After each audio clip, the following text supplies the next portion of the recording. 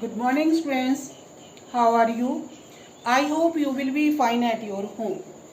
Dear students, today we start Geography lesson number 6, Lifeline of National Economy.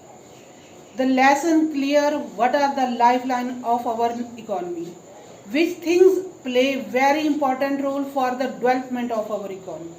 In this lesson, we will read about the means of transport. So today our first topic is means of transport. Means of transports are three. One is land, second is sea, water, and third is air.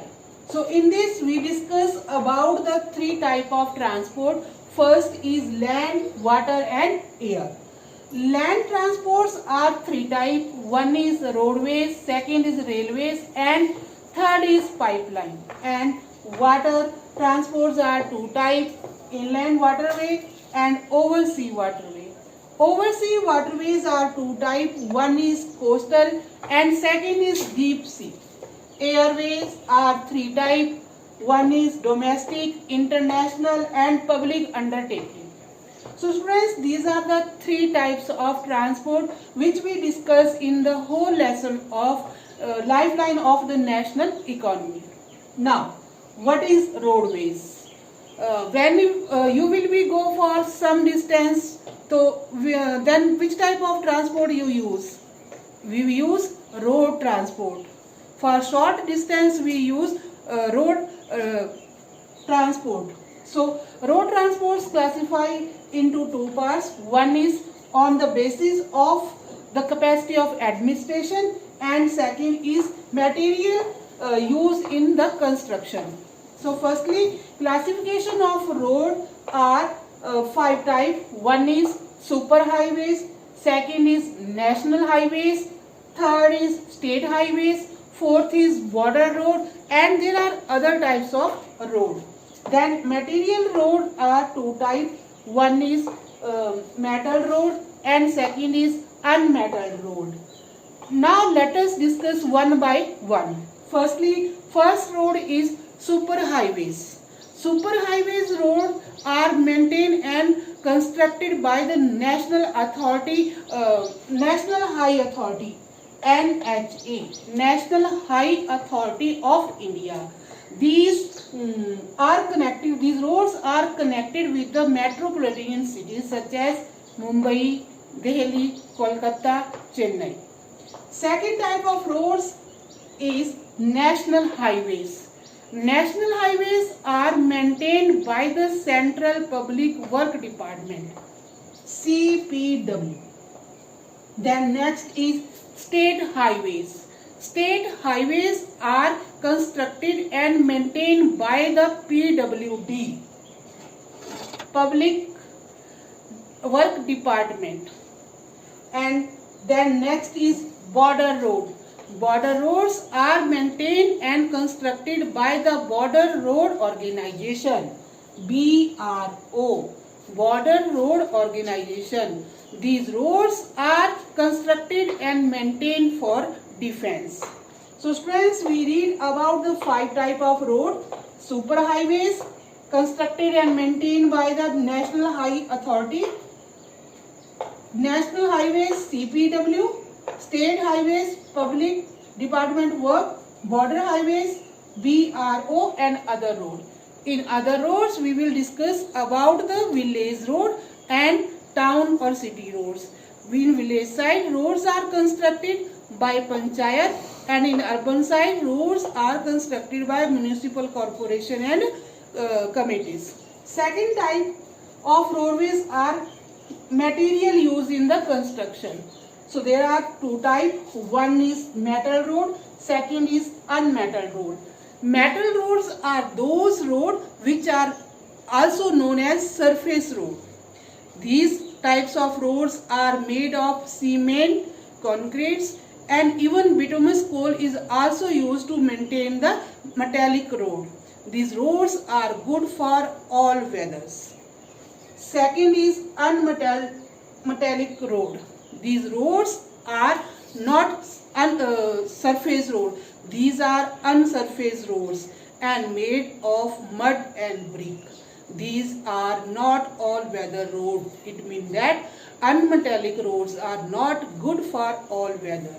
Due to rainy season, there will be problem in unmetallic road. Our next topic is road density. What is road density?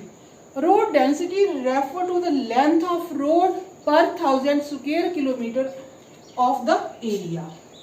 And road density, the distribution of road density is uneven in India. Uneven means not equal in all parts of the country.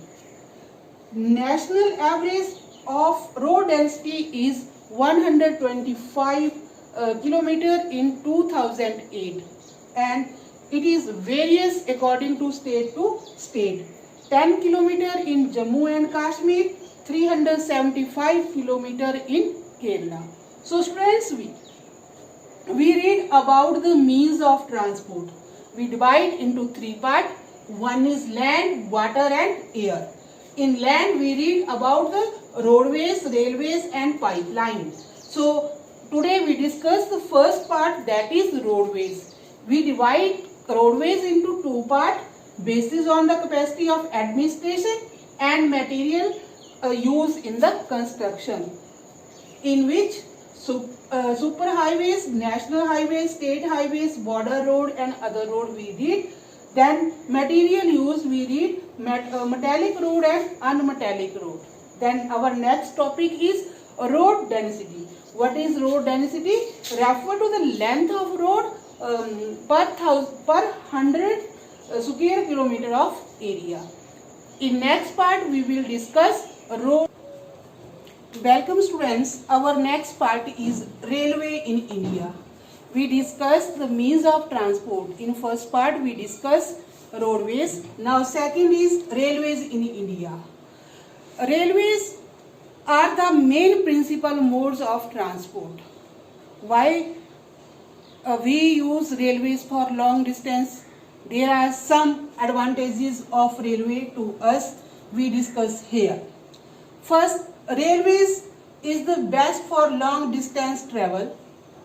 Second is, railways is the principal mode of transport and passengers.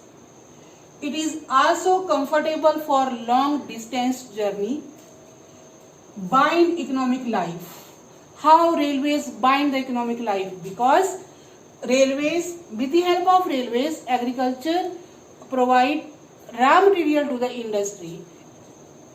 So in this way, agriculture and industries bind economic life.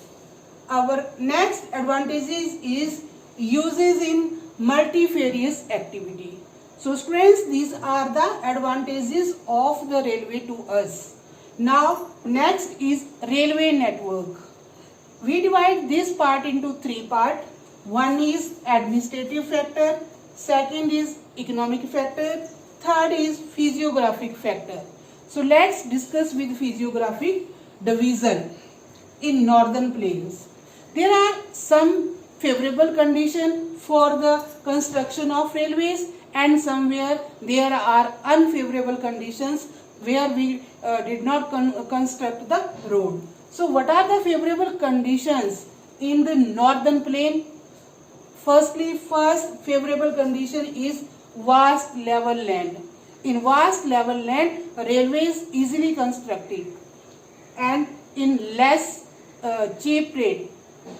Second is high population density. In the plain, high population density are founded. So railways require their good transport facilities for them. Next is rich agricultural resources. Plains are in plains agriculture is done in proper way. So rich agricultural resources are found in plains. Soil is fertile there, agriculture done there. So railways are favorable conditions for there. Now, what are the unfavorable conditions in the northern plains? First is rivers require constructing of bridges. So students, we read about the northern plains and favorable condition and unfavorable conditions. Next is Peninsular region. In Peninsular region, railways tracks laid through low hills. Next is Himalayan mountainous region. Conditions are uncomfortable in Himalayan mountainous region due to high relief, sparse population, lack of economic opportunity. And there are so many unfavorable regions where railways are not properly developed. One is sandy plains of desert, swamps of Gujarat, forested tracts of Madhya Pradesh, Jharkhand and Chhattisgarh. In conical railways also face number of problems, that is sinkings of tracks. Next topic is what is rail gauge. So what is rail gauge? Gap between the inner edge of the railway track is known as rail gauge. Rail gauge are three types. One is meter gauge, second is narrow gauge, and third is broad gauge. So students, we read about the railways. Now last part is which type of problem we face in railways. There are so many problems we face when we travel in the railways. First, traveling without tickets. Passengers travel without tickets. Second is theft and damage of railways property. Next is unnecessary pulling the chain. Then next is it requires large investment. And most important problem is this one we face in the railways, that railways cannot provide door-to-door service. So students, in second means of transport we read about the railways in India, its advantages, railway network, railways and physiographic divisions, rail gauge and problem. In next part we will read about the waterways. Thanks. Stay home, stay safe.